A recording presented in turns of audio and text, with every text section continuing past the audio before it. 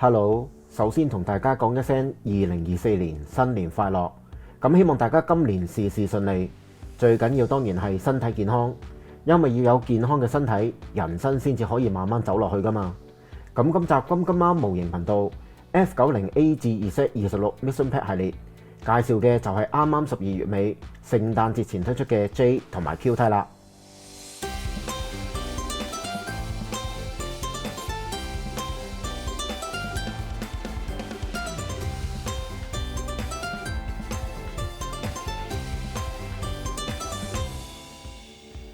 成盒模型只係有8塊板件，呢一張就係保色嘅貼紙，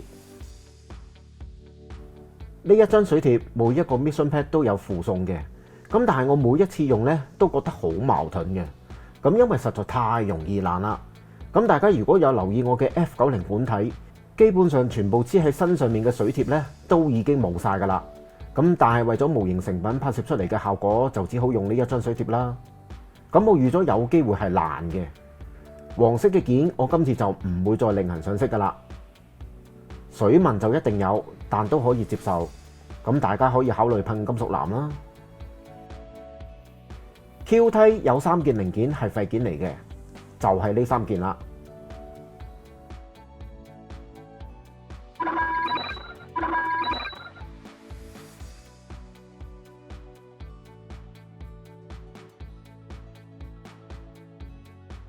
F90 J 梯以重裝甲零件為主，差唔多全身嘅接點都有安裝 J 梯嘅零件嘅。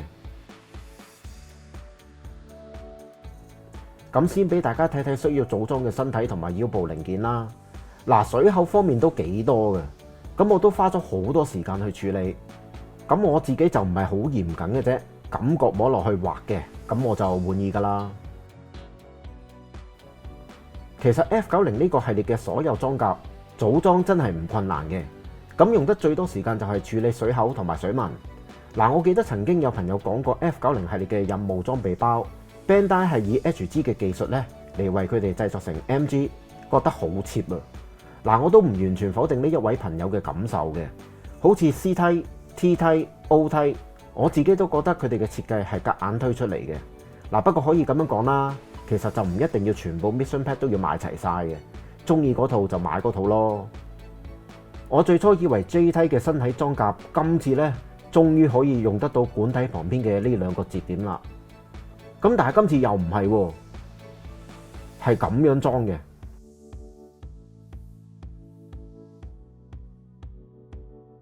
以我所知 N 同埋 Y 梯都好似唔會用得到嘅。真係唔知道呢2個節點係咪用喺之後嘅 X 同埋 Z 啦。除咗背脊嘅光速加農炮之外呢，心口呢2個火神炮呢都係武器嚟嘅。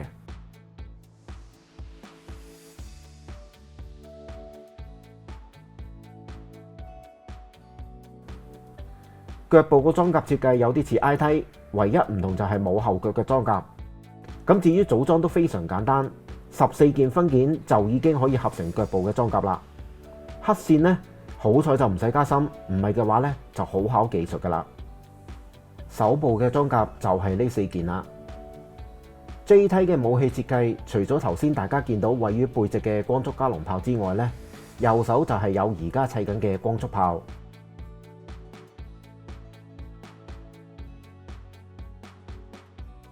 同埋呢個內藏激光劍同埋盾牌嘅左手裝甲啊！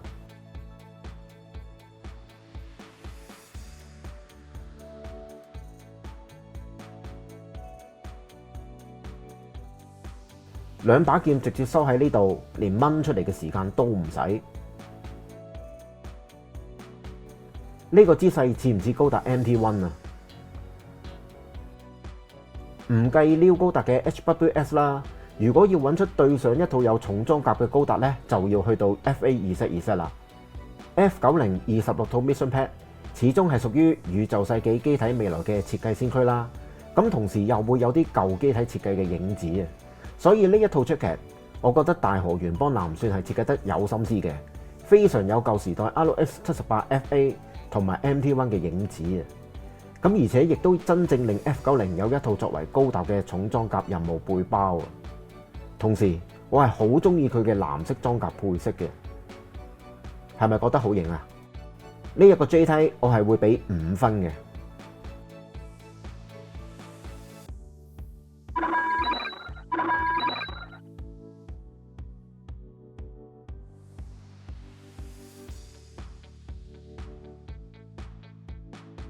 F90Q 梯嘅裝甲就係呢啲啦。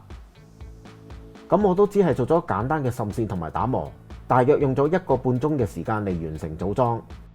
Q 梯嘅背包呢，分別係由4個推進器組合而成。咁我拎其中一個推進器同大家講一講，水口都幾多嘅，分別喺呢幾個位。咁其實佢中間呢係做咗一條坑俾大家滲線嘅，咁但係個位呢就好接近嗰啲水口啊。嗱，咁因為我有啲老花啦，咁喺唔知道嘅情況下呢，將嗰條坑呢磨淺咗啊，所以呢就滲得唔靚。嗱，解決嘅方法呢，就係用推坑刀重新推返一條坑出嚟就得噶啦。嗱，不過我就選擇咁樣就算數啦。每一個推進器都由3件分件組合而成嘅，非常簡單。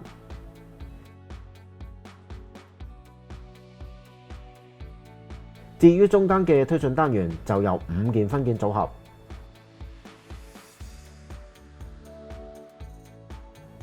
將4個推進器喺兩邊各自平衡分配，就係呢一個背包嘅標準配置。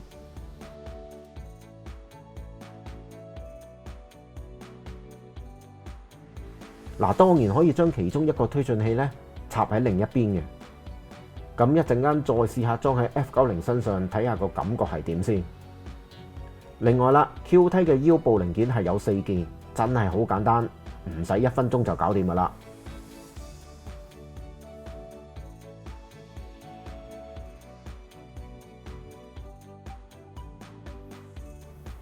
由於 Q 梯嘅設計係為咗 F90 實現更高嘅機動性同埋敏捷度，所以膊頭甲同埋腳部嘅裝甲咧設計係比較單薄嘅。但係我覺得機械感都算係有嘅。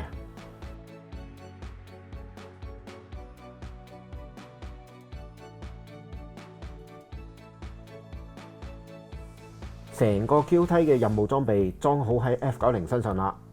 咁相比起同級嘅 J 梯，感覺就完全唔同。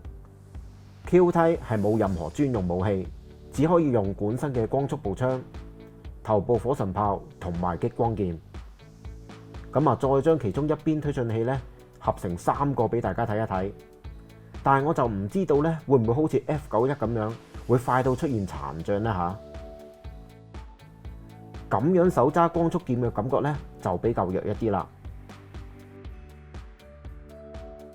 另外啦，我上網查過 Q 梯嘅腳部裝甲，其實同 F91裡面嘅維拿基拿，即係女主角西西莉揸嗰部機啊。嗱，腳部嘅推進器設計大家都係一樣嘅。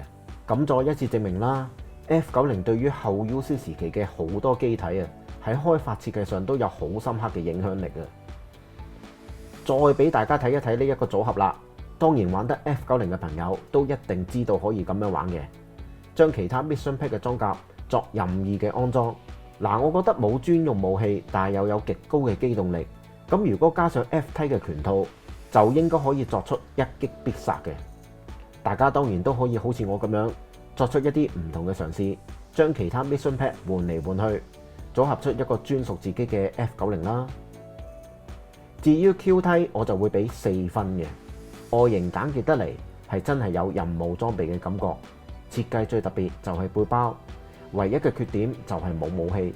所以呢盒 F90 Mission Pack J and Q， 我覺得中意 F90 嘅朋友係好值得買一盒嘅。最後順帶一提，好多朋友由2018年一直等到而家嘅 A 梯同埋 L 梯，終於都會喺今年3月正式推出啦。咁今次 Bandai 就賣大包嚇，將呢兩套最多人中意嘅裝備咧放喺一盒推出，相信好多朋友都覺得意外嘅，咁包括我在內啦。嗱，而家仲有得訂，144蚊再連40蚊運費，即係184蚊。我朋友阿聰都已經幫我訂咗噶啦，仲爭4套裝備就可以正式完成我呢一個儲齊26個字母裝備嘅夢想啦。咁希望呢2年 Bandai 快啲出齊晒佢哋啦。再俾大家睇睇 F90 J 梯同埋 Q 梯啦，咁差唔多可以用走向兩極嚟形容呢兩套裝備。今集內容就嚟到呢度，我希望中意 F90 嘅朋友會中意我呢一集嘅製作。至於餘下嘅集數，我大約都係會用組裝過程同埋分享嚟做一集嘅。或者大家有更加好嘅提議想我拍攝嚟講解嘅，可以留言講俾我聽。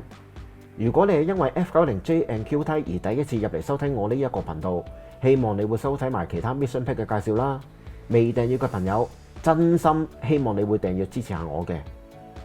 好，下集再見，拜拜。